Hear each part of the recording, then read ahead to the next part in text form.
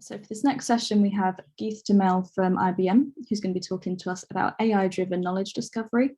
So this is session K3. So when you're doing your feedback, make sure you know that it's K3, and you can get those links from the agenda or scanning the QR code that'll be at the end of this presentation. Just a reminder as well, the session's been recorded and will be available after the conference. And if you've got any questions, please do ask them in the chat window and I'll ask them to Geeth at the end. And with that, it's over to you. Thanks, Sophie. Sorry, guys, it's not going to be any COVIDs around here.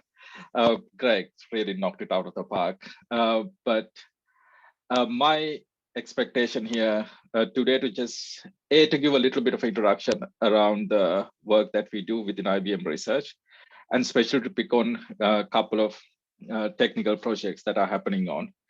And perhaps that might entice some appetite from your side, and maybe we can have a discussion around it.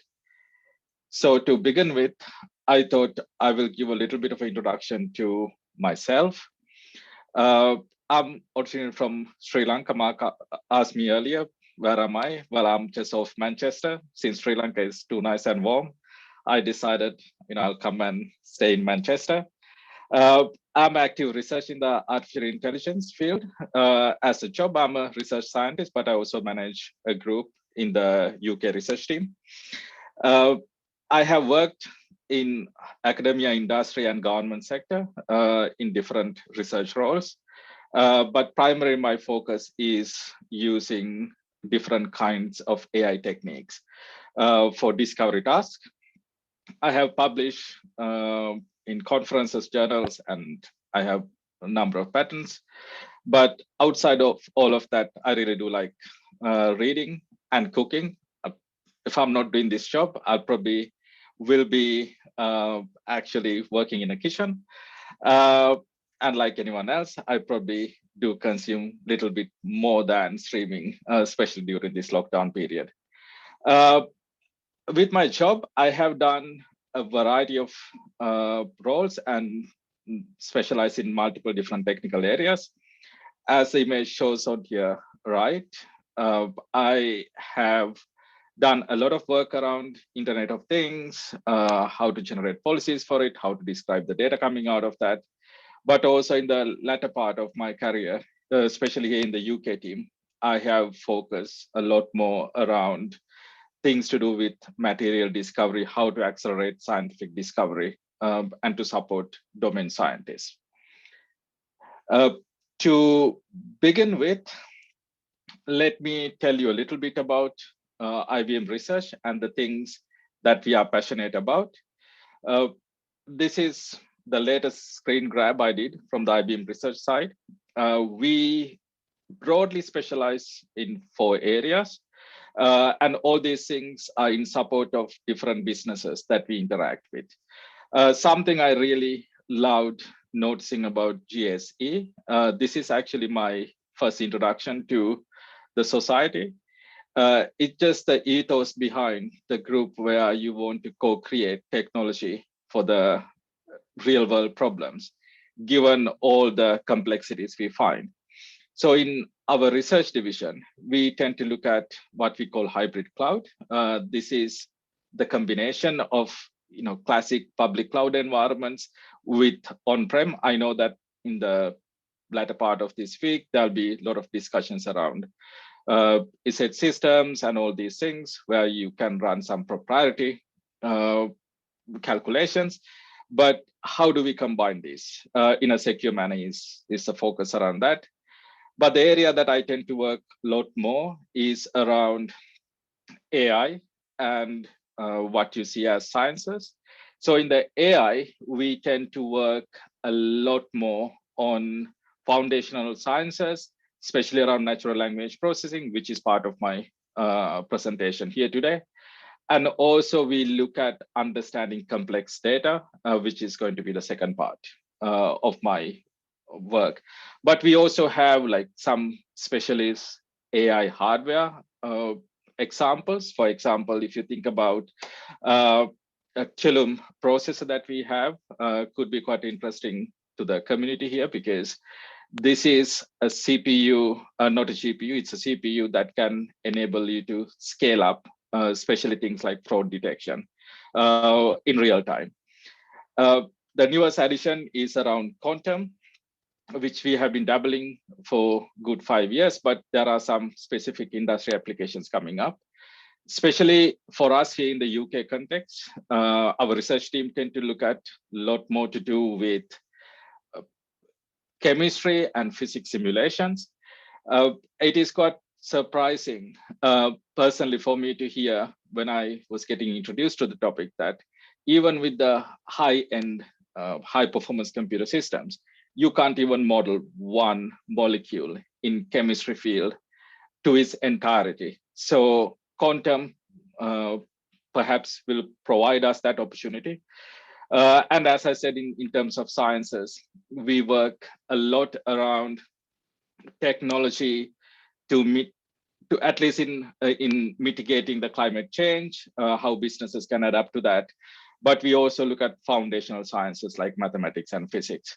A lot of the work that I do falls under a horizontal thread called impact sciences. This is where we look at some of the emerging new research and how it can actually help solving societal and business problems for the next 3 to 5 years. Within research, we tend to take a horizon of 5 to 10 years, but this particular effort, we tend to look at mid to long-term impact. This is a quick introduction to the IBM research presence in the UK. There are 13 different labs or locations around the globe, and we happen to be the 14th. We have 2 different labs. One is in Daresbury, which I'm part of, but we also have another research lab down in Hursley. In the lab that we have in Daresbury, we tend to look at more to do with AI solutions at scale, because we tend to look at really hard simulation problems within the team. And in the Hursley team, we focus a lot more on the security and especially AI at the edge. So this is implying all the low cost and low power devices like your mobile phones and things like that, and how you can use them to make decisions using some of the state of the art AI techniques. So the premise of my keynote here today is very much around how to use AI to discover new knowledge. There is one point I would like to clarify, and I'm sure that most of you are familiar with it. In AI, we would like machines to learn, in most cases, either by themselves or given a set of sample examples, how a machine can generalize that.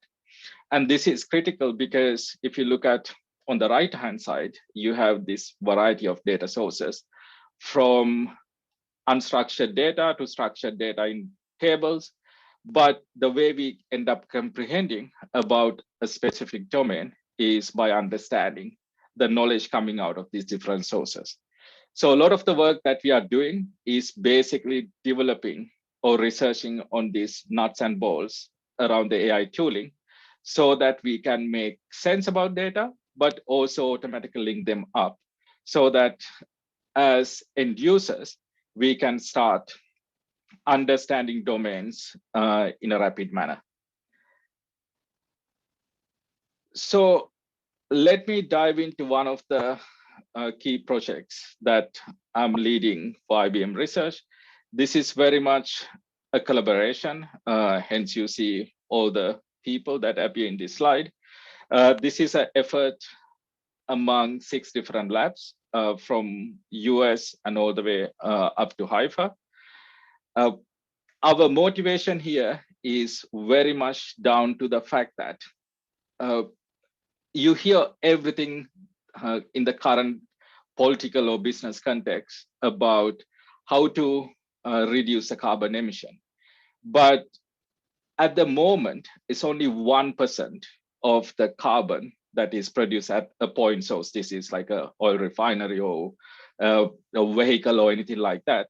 It's only 1% of that is captured at the source, and 99% gets emitted to the climate.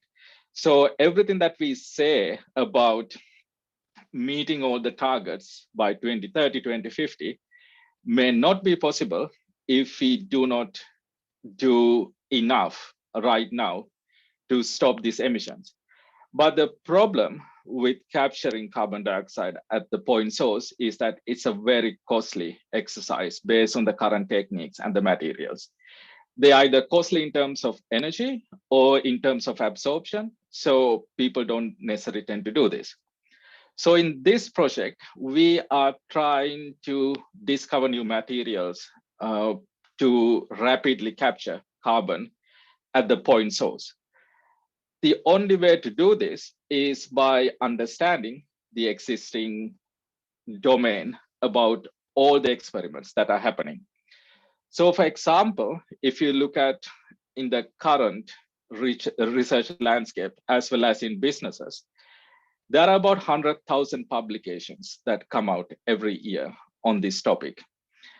And not a single scientist or even a group of people or an organization can be on top of this.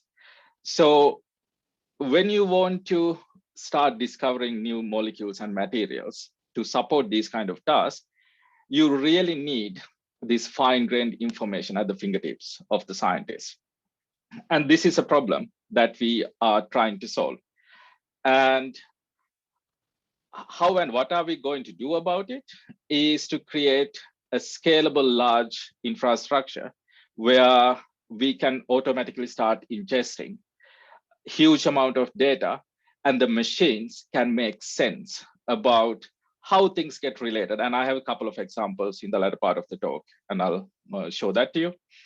But we can either provide a microservices architecture where different organizations can consume data coming out of our systems, or scientists can actually use the kinds of tools that you see in this diagram, especially the top right corner, trying to understand how your domain and the environment get connected.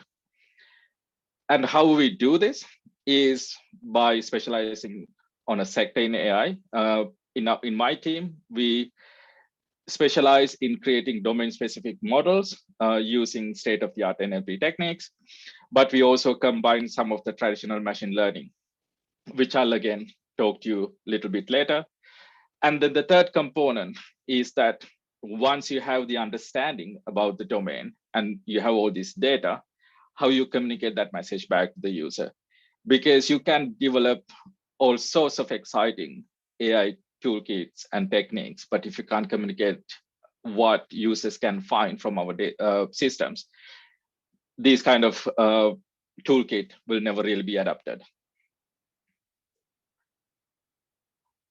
So the tool that I will talk to you in a little while, what it helps scientists to do is that once we have our domain models trained, especially in this case about materials, their properties, and the processes that other scientists have applied to understand different materials, our system can create large graphs that, in a sense, shows the neighborhood information about specific materials. There are a whole bunch of complex tasks that you need to address. For example, when you have unstructured data and different ambiguous statements using natural language, you need to disambiguate them and interlink them. And also, especially in scientific publications, you'll find a lot of tabular data. Now, you would think that it is pretty easy to process that, but there are a lot of values that presented in tables described in some part of the text. So there are a whole bunch of things that we need to do to correlate these activities. And my team has developed a whole bunch of tools and techniques. Not only you can actually use this in carbon capture domain, but with limited examples, we can also tweak this tool to work in other domains. For example, in education, currently we have a joint project with Bolton College here in the UK, where we are helping them to understand essay type questions so that students could be helped with respect to a marking schema that teachers may have. This is very useful, especially in the current situation where you have these virtual setups for a lot of children. And when you don't have one-to-one attention of your teacher, these kind of tools can help students to understand, am I going in the right direction in terms of formulating an answer to a mock exam question, so that teachers could be freed up to support other activities. In terms of the carbon capture work, one key thing that we had to do, this seems like a big pain point in the current natural language processing techniques. There are two camps in this world. One would support what we call unsupervised learning. So it gives enough data examples to a machine, maybe using some of the existing databases and things like that. It learns a model, and then you can try parsing previously unseen data, especially unstructured data. But in a scientific discovery field, you really need confident data about your domain. And for that, you really do need some gold standard data. And when we got started our work, there really wasn't any data that could support this work. So one of the key things that we did using some of the annotation tooling that you can find, in our case, we use Watson Knowledge Studio, mainly because we have access to it. But there are a whole bunch of tools out there for the same purpose. We got some domain scientists to develop a schema that you see on the right-hand side of this diagram, where they specified how typically a class of material is seen, how they are interlinked, what kind of properties that you can see.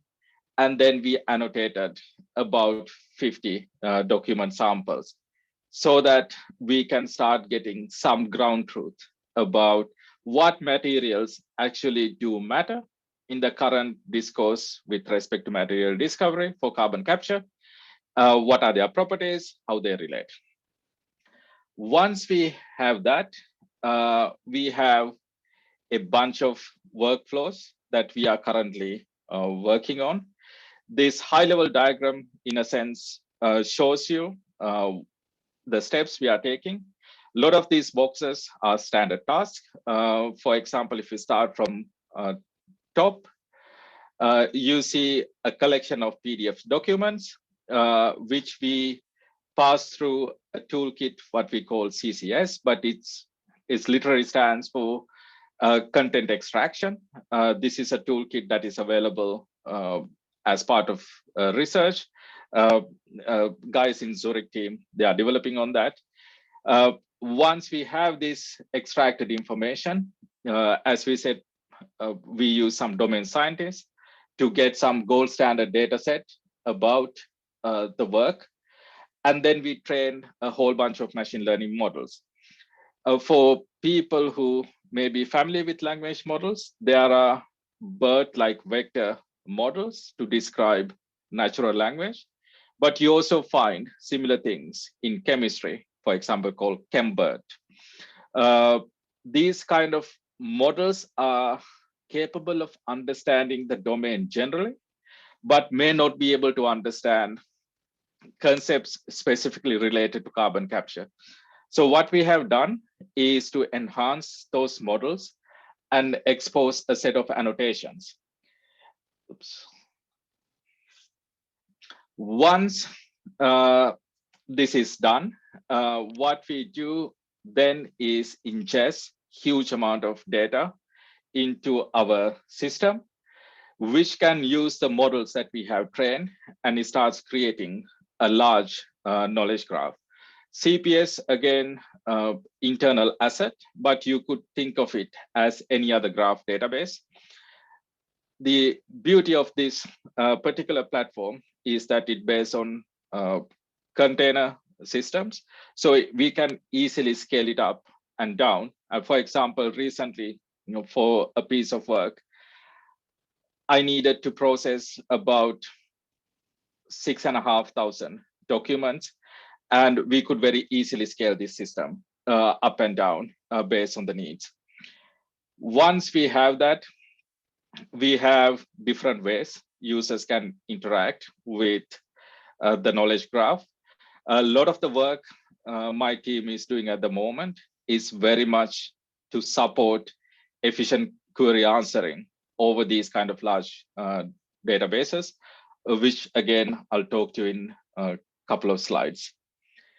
This is to give a quick pictorial view of the capabilities of the system. I'll actually show you a quick video demo in the next slide. But for the information, there are a set of questions that users can ask. They are all in natural language format. This was a critical need because when you have domain scientists, they may be familiar with one kind of structured query languages, but we wanted to be able to provide a natural language interface so that behind the scene, we can map the intent of the user's question to any kind of database that they would like to work with. And then this system is capable of producing a whole bunch of different visualizations, from tabular views to different neighborhood views. All these are motivated by our discussions with the domain scientists, as well as from our industry partners. For example, the tabular view was a key requirement from the industry, working on chemical compounds and new material discovery, because this will enable them to join the outputs of systems like this with different tooling, for example, generative models. Once you have these kind of tabular data, they can train different generative models so that when they want to critique a new compound, they can query against new emerging models. For the next slide, I am going to put myself on mute and play a video. And please let me know if the audio doesn't come out.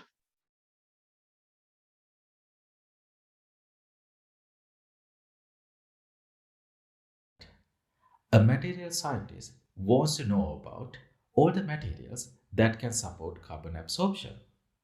The scientist can ask a natural language query from the system to the following effect: materials about absorption.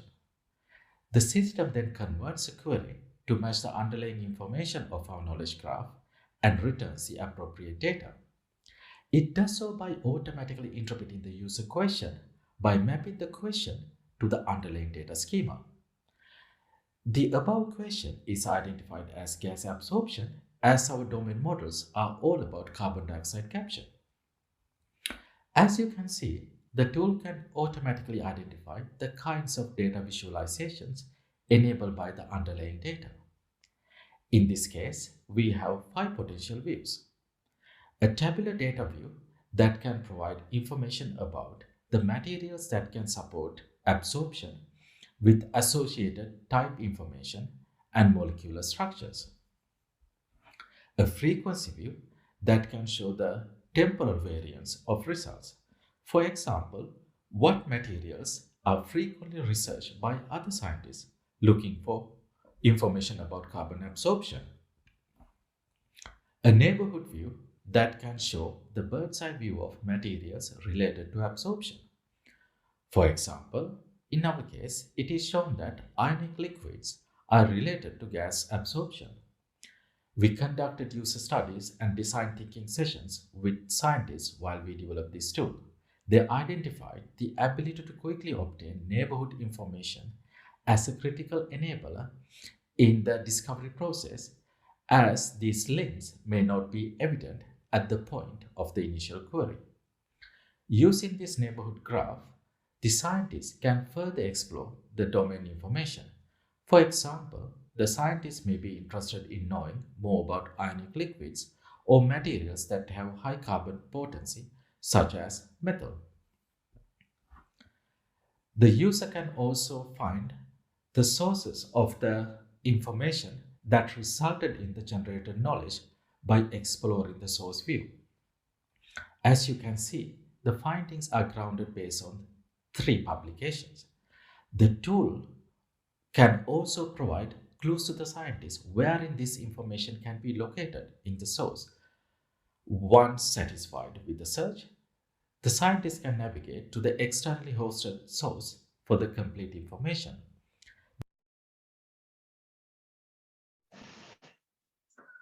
Okay, you have me back again. Uh, it is pretty important that we have these kind of provenance information that we can provide through tools like this, because imagine a situation for an industry partner, you do get told that computer said X, or my knowledge graph says this is the right question. But in some cases, they want to go back and critique. And in some cases, they want to know where this information came from. For example, in academia or in some specific manufacturing sectors, they prefer specific publishers for the information. So the ability to give this information is critical. These are some of the current research efforts that we have. Given the time duration, I probably won't dive too much into the details, but I'm happy to take any questions, or we can follow this up later. One thing that we are especially focused right at this moment is doing a model training with a limited amount of example results.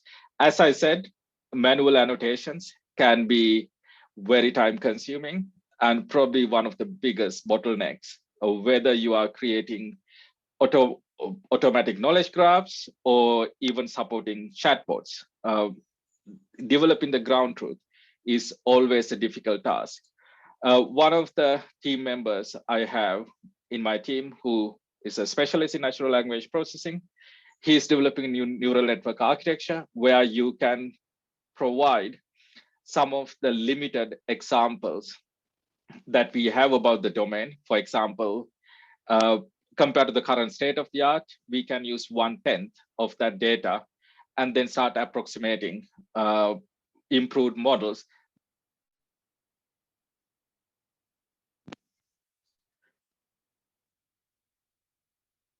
Sorry, did I lose for a minute? Yeah, we lost you for a second. Okay, sorry. We can start developing more generalized model, but specific to a given domain.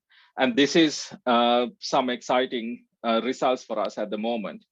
And we are in the process of validating that on a couple of other domains as well, just to make sure that the generalization works. The second part is very much looking at Q&A on large graphs. So if you look at the current state of the art, you see huge amount of machine learning and deep learning techniques in this field. From things like what we call Node2X, where it helps you to preserve the neighborhood properties of graphs into deep learning systems, and all of that. But the problem is that it takes a huge amount of compute power. One of my colleagues, she's looking at exploiting the specific graph structures and using algorithms like A-star search to shortest path algorithms. We have proven, at least in specific domains, we can achieve a great improvement in terms of the query execution. And the third one is, of course, scalable graphs, but with entity disambiguation. So for example, in our domain, carbon dioxide is sometimes referred to as carbon dioxide. In some cases, it's CO2. When you have typos, it's COO. So you have this critical task in figuring out, given a word or set of words, what it means in a given context and how we can normalize that. The architecture on the right-hand side, I put it there mainly for the interested parties. We have developed all our technology stack on OpenShift, using containers. So we can always scale up and down, and everything is a microservice. So from annotations to graph creations, query, everything is a microservice. So based on the needs of the users and the customers, we can always instantiate this architecture in different lights. So this is the first part of the work I wanted to quickly cover, which is all about using different AI techniques, especially language processing, to understand unstructured information. The second part of the work is very much around how we can use AI capabilities over vast amount of typically structured data, because these are coming out of Spark data frames or large CSV files from weather companies and things like that. But how can we use that information to do better demand forecasting? Now, you may think, is it really important to have weather information in these kind of decision making? And it happened that in the current state of the art, a lot of companies do use weather information, including organizations like Amazon for their delivery tasks and to plan their logistic network. But given the fact that weather can be so unpredictable and the data can be so uncertain, they only really do look at a week to 2 weeks period maximum. But the work that we are doing is to figure out, can we encode this complex landscape of weather information for the 3 to 6 months, and how we can introduce that into demand forecasting. There are a huge amount of applications around that. In the next slide, I'll highlight you some of that. But this is from retail sector to all the way to energy. Many of you may remember the suffering that Texas went through during the storm period a few months ago. And can we plan some of these activities looking at weather forecasts in the longer period is, in a sense, the focus of our challenge.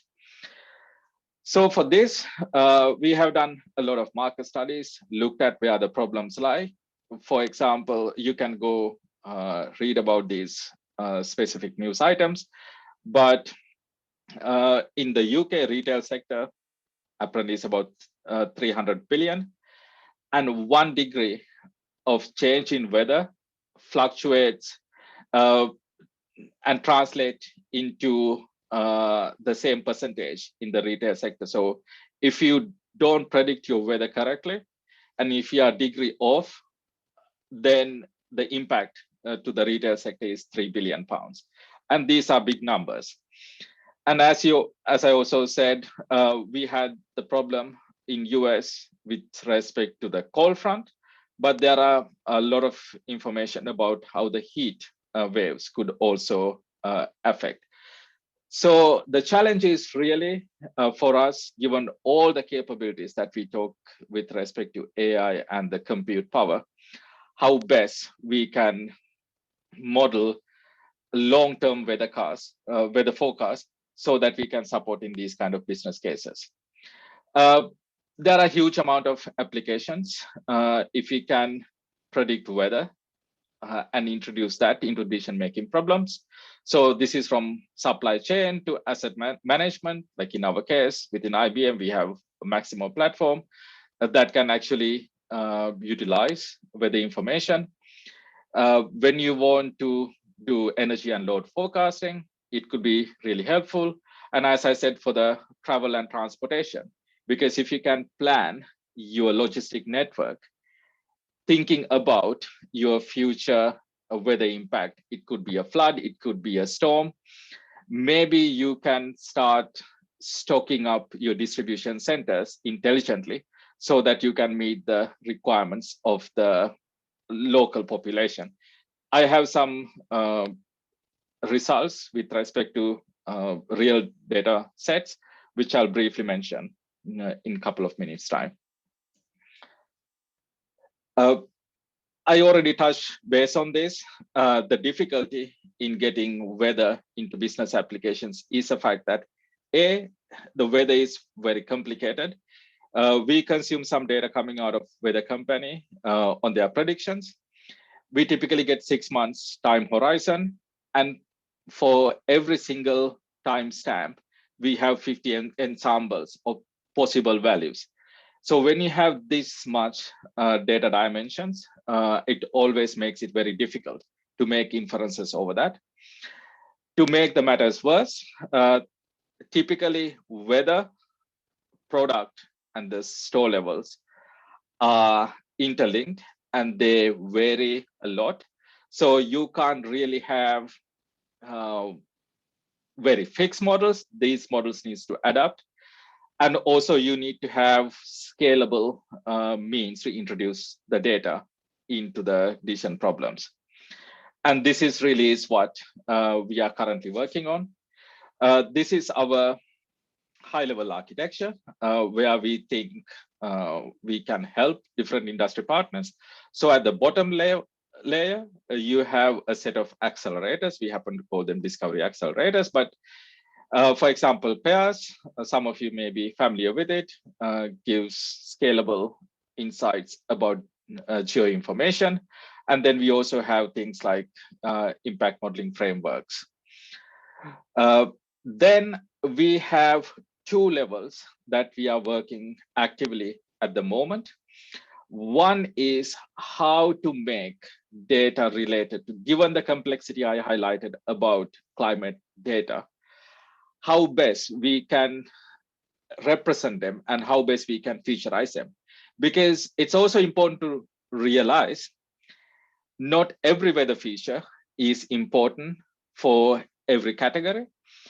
We had a good example, for example, in India, in coastal regions, the thing that really seems to drive buying patterns of clients or the customers is the temperature.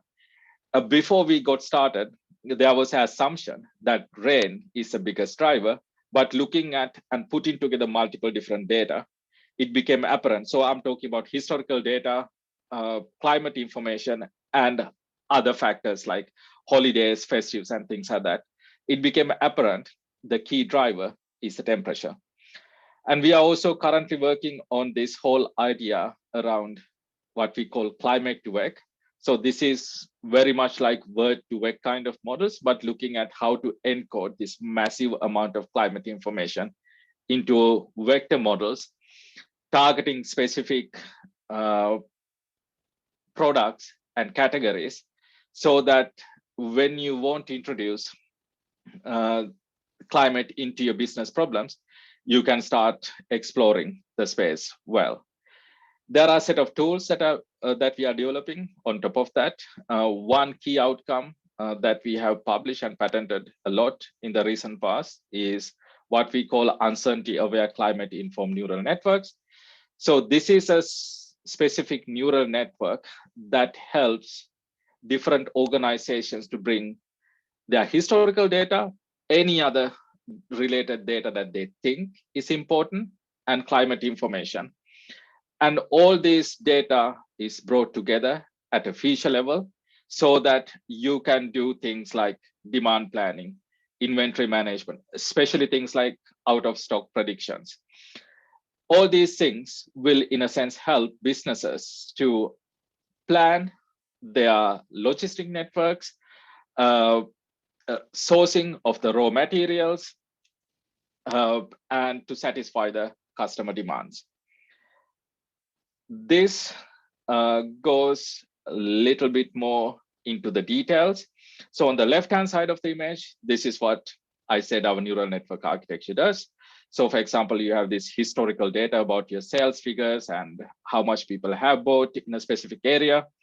And then the green box is where we bring all our climate information.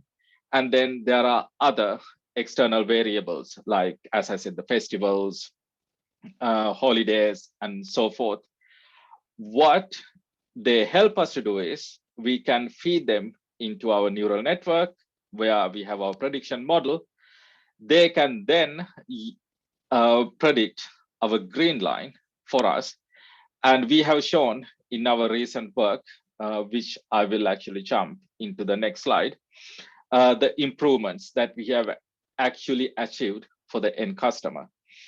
Only other thing I would mention in this particular slide is that it is important to have this flexible architecture in terms of machine learning and for AI-led discovery, because different external sources could be different. For example, some of them are temporal in nature, so they are time series. So you might have to think about like a LSTM or a convolutional net. But then there are other things like holidays and things like that, which you can actually do concatenations. So we need to be able to figure out what kind of right machine learning architecture approach that we can bring to decision making. This is what we enable through our platform. So for the last couple of slides, don't read too much into the numbers, but this is to show that we actually have tried this forecasting framework on 3 different data sets. For the confidential nature, I can't necessarily go into about specific vendors in this case, but we have a retailer from the US who have shared data with us about their store levels, distribution centers, and also from India. This is again another retail provider, but the favorite data set, which you can actually look up in Kaggle, it's a grocery data set coming out of Ecuador. The only well, 2 things I would bring your attention here is the fact that FCTK is forecasting toolkit. It's a IBM internal product, but we also benchmark our approach, because our hypothesis here is that we should be able to bring weather into any demand forecasting toolkit. So TFT is a Google framework. It's a temporal fusion transform architecture.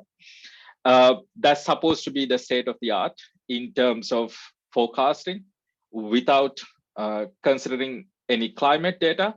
They have the capability to introduce climate, but only thing that they can do is concatenate a whole bunch of weather information. The problem they had with introducing climate that way into their models is the fact that, as I said, these weather parameters can be very noisy given the distribution. So if you have a limited amount of weather, it really doesn't make any difference in the forecasting. But if you have a large amount of weather data, which typically is the case, just the noise factor can throw off the predictive ability of any of these frameworks. I will bring your attention to the column in the RMSE. This is the root mean square error. We tend to pick that a lot more in our explanations because it is a nicer error metric to describe the variability that you find in models with respect to their distributions. So in a lot of these cases, we have achieved at least nearly 5% improvement. But in some cases, like in India, we have achieved about nearly 20%. I will also bring to your attention in the MAE column in the TFT table, there are a couple of negative values. This is not an error. It just basically says that if you use a specific error model like that, in some of these cases, you might not end up improving your model by introducing climate information. This is also critical for the businesses because they need to know what actually works and will not work given their data and their feature set. So for the last slide of my talk, I want to conclude by highlighting the fact that AI-driven knowledge discovery is important, purely down to the plethora of data that you find in any problem domain, but also the fact that they inherently tend to be uncertain. When you have uncertain information, it's not so easy to put them together. So for example, if you say that there is 5% error in temperature and 2% error in rainfall, these are not additive. You can't just add and say that, oh, it's a 7% error, or you can't just simply take an average, because there is a way the error propagate from one domain to the other. And this is something that is critical, and therefore you need different AI tools that are capable of handling these kind of situations. And I highlighted 2 different applications that we have been exploring in this space. By no means, these are the only things that we are working on. There are globally, we are about 2,200 researchers. We work on AI techniques for knowledge discovery in one way or the other, for the finance, for fraud detection, for security, for material discovery, and climate-related activities. So with that, I will finish my talk, and thank you for listening to me. And I'm happy to take any questions that you may have. Great, thank you. So we do have one question from Colin. He said that a thought that occurs to him is that all of this processing sees copies of data, and each copy of the data then has a cost in terms of energy to store the data and the carbon emissions around that. So is that something that's considered, or does IBM deal with that problem in any way? So we have a lot of different efforts around it. Before I did some of this work in the UK team, I was in US team for 4 years. One thing that we really did look at in that case is how to make local inferences about data using low-cost architectures, and then just only share the model parameters into a centralized approach where you can learn more and more about the domain from different data sources. So that, in a sense, reduces your transmission costs, computation costs at the grand scale, because you are not processing huge amount of data. That's one thing that we have looked at. But then there are also other tools and techniques. As I said, if you go to research.ibm.com, you'll see a lot of this work that is going on. We focus on developing very energy efficient processing architectures so that the consumption power could be reduced. So there are a whole bunch of things that are happening. Within our group, previously we had a lot more focus on things like high performance computing. I'm based in a government facility where IBM Research has an office. We used to have terabytes of compute power with 100,000 cores of compute. But more and more, we are shifting towards more of a cloud-based architecture where we can actually expand on the resources on demand rather than having them running all the time. So these are like a bunch of things I can think off the top of my head, if that helps in answering Colin. Yeah, I think that sounds really good. So I don't think we have any other questions. So thank you very much for your session. Welcome. I found it really interesting. And everyone, please make sure you go and give session feedback as well. So this is session K3. And then to wrap up, I'd say that was a pretty good first day of the conference. So thank you all for attending. And don't forget that the conference starts again with sessions at 9 AM tomorrow. And with that, I think we'll close the session. So thank you, everybody. Thank you. Thanks, Sophie. Thank you all. Bye.